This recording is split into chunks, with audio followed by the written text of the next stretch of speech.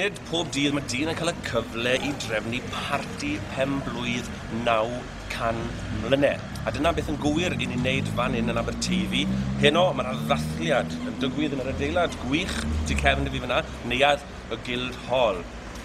Mae'n ddathliad o 900 mlynedd o fodolaeth y dre, ond hefyd mae'r dathliad yma yn gysylltiedig gyda'r Eisteddfod cyntaf. Sim eisiau ddiweithio chi, ni gyd yn gwybod mae yng Nghymru mae'r talent gorau am leisiau, ac yn Aberteifi oedd yr Eisteddfod cyntaf. Ti'n 900 mlynedd ôl. Felly, pen-blwydd hapus Aberteifi.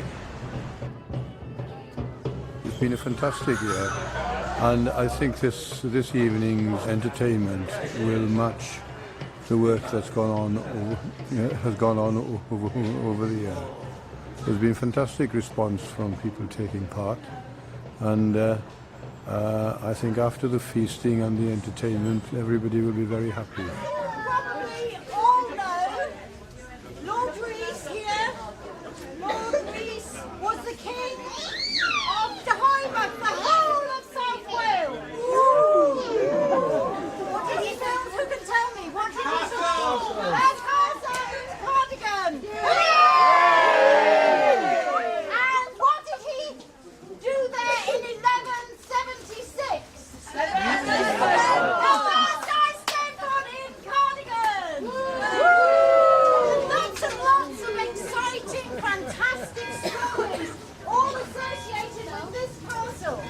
But today we're going to try and tell you a teeny bit of one story about the most beautiful woman in the whole world.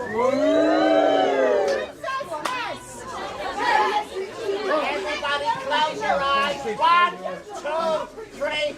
Kiss it, kiss it.